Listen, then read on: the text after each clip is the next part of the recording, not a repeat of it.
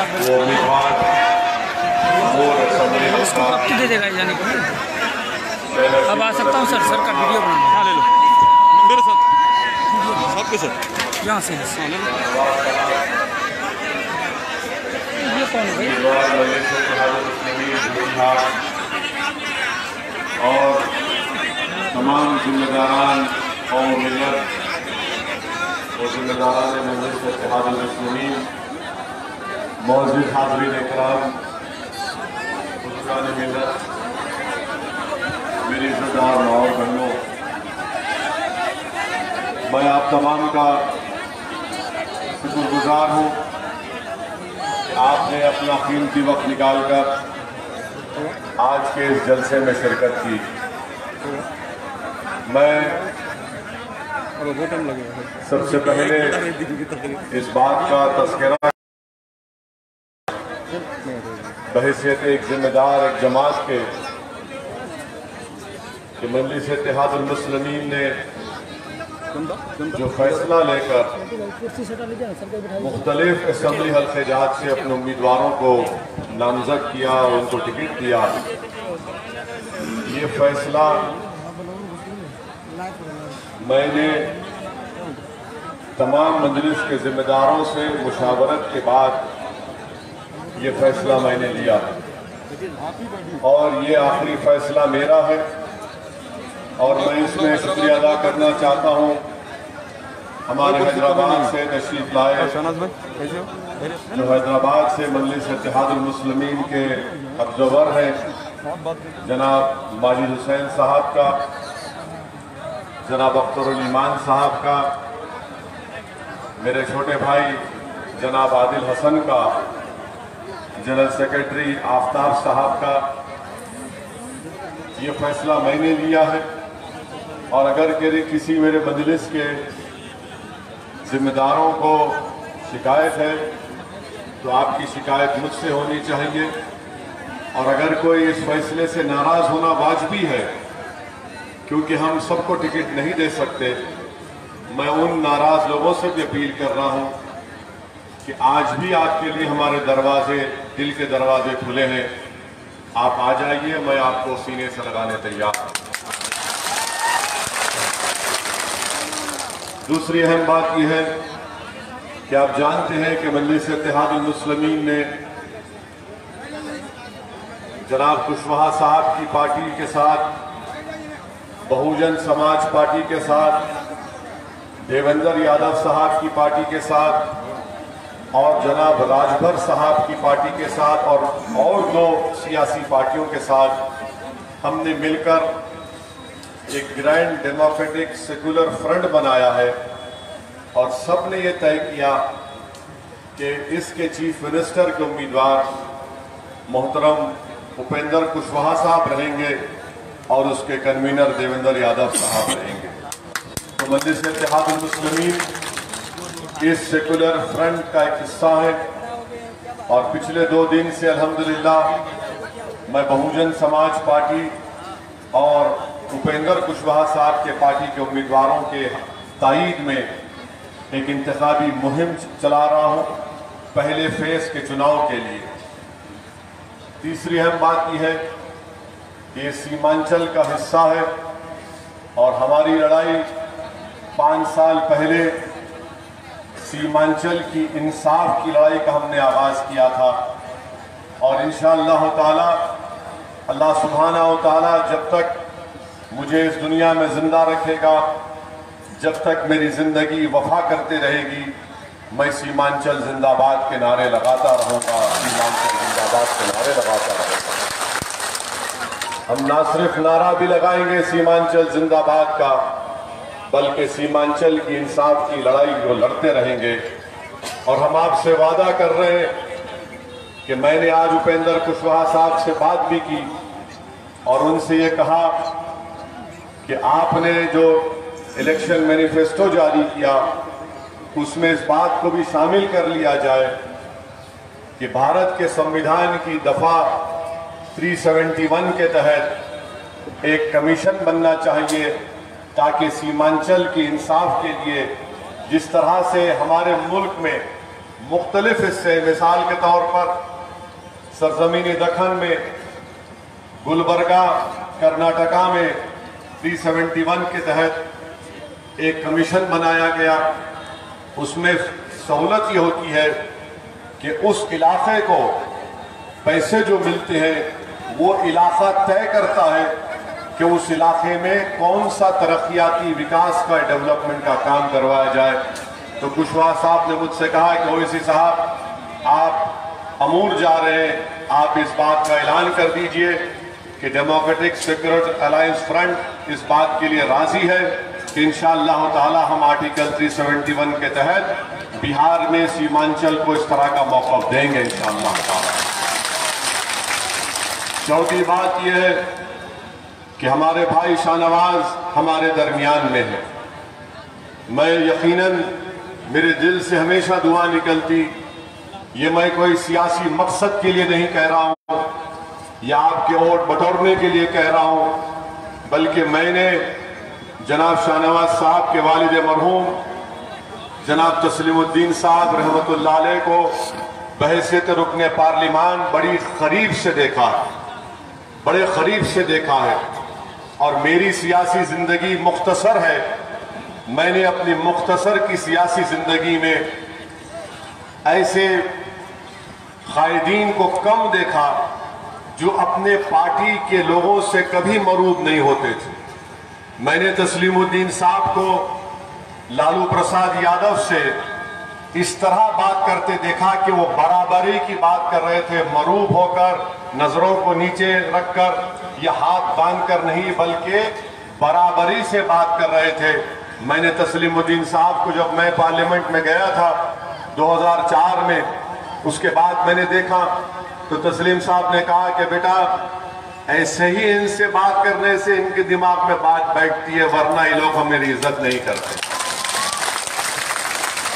मुझे अफसोस है कि आरजेडी ने एक घर में आग लगा दी। आरजेडी को यह काम नहीं करना चाहिए था, कम से कम तस्लीमुद्दीन साहब के घराने से नहीं करना चाहिए था, जिसको सीमांचल में आज भी लोग सीमांचल के गांधी के नाम से जानते हैं।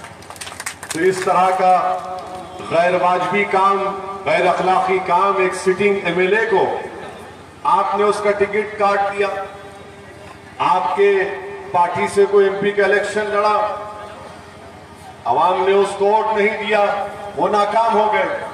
मगर मैं शाहनवाज साहब का दिल की गहराइयों से उनका खैर मुकद्दम करता हूं और उनसे भी अपील करूंगा कि आप तस्लीमुद्दीन साहब के मिजाज को जिंदा रखिए। आप तस्लीमुद्दीन साहब जैसा बात करते थे, बगैर किसी से डरे, बगैर किसी से मरूब हुए, आप उसी तरह मुझसे भी बात कर सकते हैं और आपको पूरा इख्तियार है और हक। और मैं हमारे शाहनवाज साहब से, जो मेरे छोटे भाई हैं, मैं उनको सिर्फ एक गुजारिश कर रहा हूं कि मैं भी एक बड़े सियासी लीडर का बेटा हूं और मुझे अंदाजा है कि कितनी बड़ी जिम्मेदारी होती है हम पर कि लोग हमेशा हमको एक खद्दावर शख्सियत से, उनसे तकाबुल करके देखते हैं कि ये बाप के बराबर बन सकता है या नहीं बन सकता। मैं आपको एक वाकया बयान करना चाहता हूं कि 2008 में हमारे मरहूम वालिद का इंतकाल हुआ और उसके बाद सरजमीने तेलंगाना में एक इलाका है जहां से हमारे फारूक साहब आए आदिलाबाद से, यहां पर काम कर रहे अमूर में।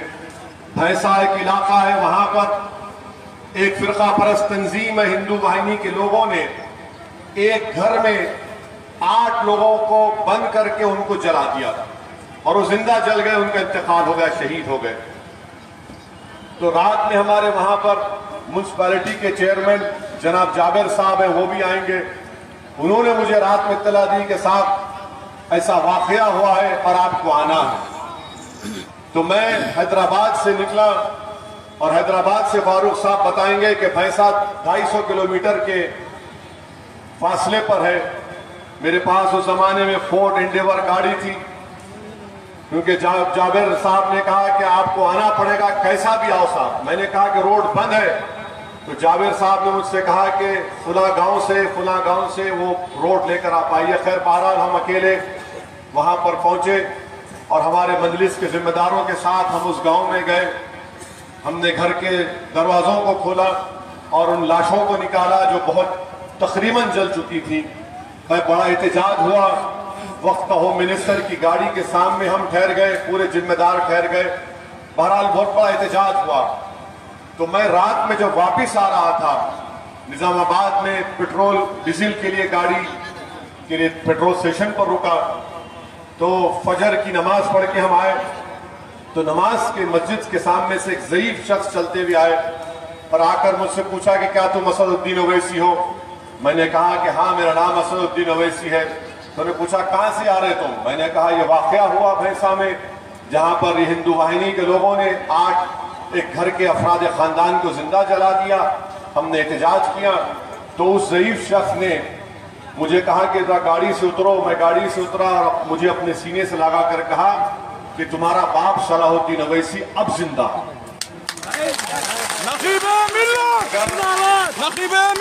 उन्होंने कहा कि अब तुम्हारा बाप जिंदा है, तुम्हारा बाप नहीं मरा। मैं समझा नहीं, बाप के खोने का गम हर औलाद को रहता है। मैंने कहा कि चाचा क्या बोलना चाहते हैं? बोले कि बेटा इसी तरह गरीब मजलूमों का साथ दो, तुम्हारा बाप जिंदा रहेगा। जिस दिन तुम गरीब और मजलूम को भूल जाओगे, तुम्हारा बाप मर जाएगा।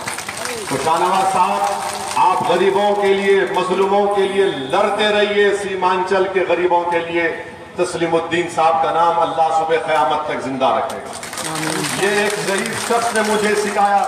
मैं उनको कभी जिंदगी में मुलाकात भी नहीं किया, ना कभी उनको जानता हूं, मगर किसी से आपको हिदायत मिलती है, किसी से नसीहत मिलती है, आपको उसको कबूल करना चाहिए। और मैंने उस ज़ईफ शख्स की उस नसीहत को अपने दिलो दिमाग में बिठा लिया और मैं अपने बाप को जिंदा रखने के लिए हर मजलूम की आवाज, हर मजलूम के इंसाफ के लिए लड़ना मेरी जिंदगी का एक मकसद आज बन चुका है। और अल्लाह मुझे जब तक जिंदा रखेगा मैं उस मकसद पर अमल करता रहूंगा। 5वीं बात यह है कि अख्तरुल ईमान साहब हमारे कैंडिडेट हैं। अख्तरुल ईमान साहब ने MP का इलेक्शन लड़ा।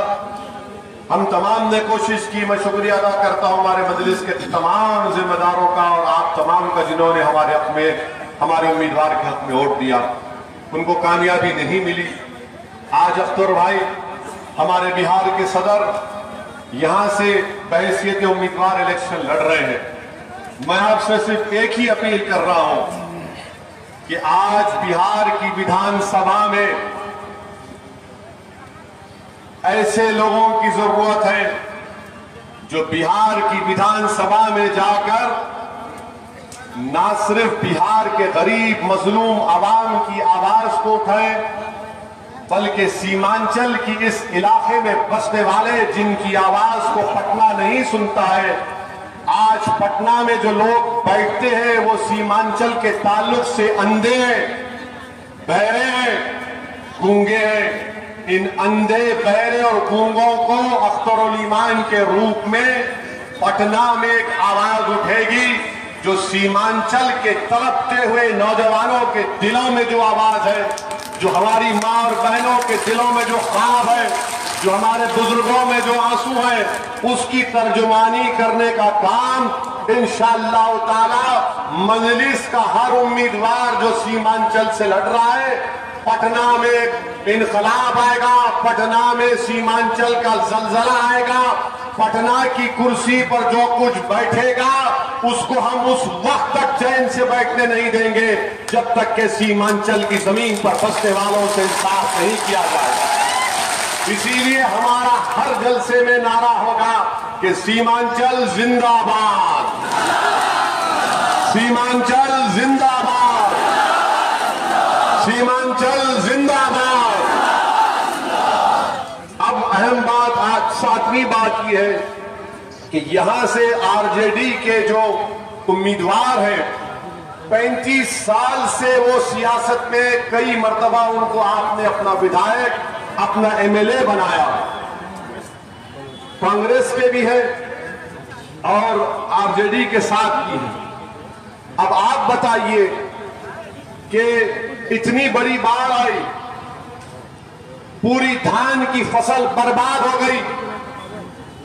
ये कैसा एमएलए है जो मुआवजा तक नहीं दिला सकता? कैसा एमएलए है ये? मुआवजा तक नहीं दिला सकते। तो जाहिर है कोई हमारा मुखालिफ उठकर बोलेगा वैसी तुमने क्या किया, हैदराबाद में पानी आया था। मैं हैदराबाद के घरों में जब पानी आया तो हमने अपने चीफ मिनिस्टर के घर पर जाकर रात के 11 बजे उनको उठाकर मुलाकात करके कहा कि चीफ मिनिस्टर साहब घर में पानी आया है, तमाम घर का सामान खराब हुआ है। तो हमारे चीफ मिनिस्टर ने कहा कि क्या करना चाहिए? मैंने कहा पैसा देना पड़ेगा।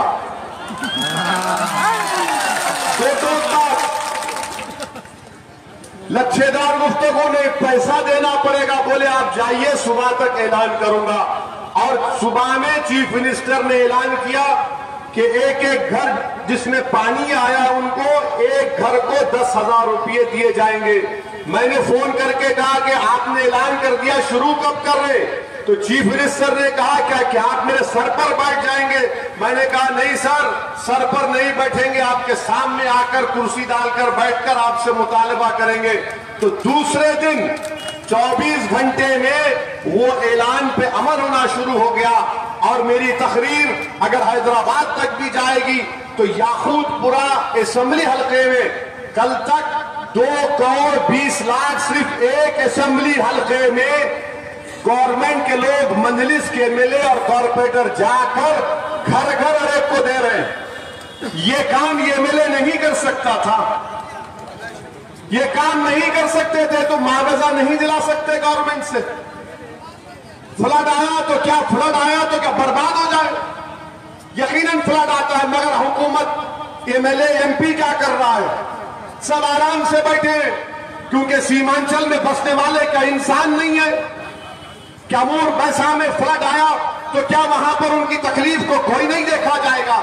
मेरे अजीज दोस्तों और बुजुर्गों, आपके पास एक बेहतरीन वक्त आ रहा है कि आप इसका सही फैसला लेकर अख्तरुल ईमान और मजलिस इत्तेहादुल मुस्लिमीन के हक में अपने वोट का इस्तेमाल करिए।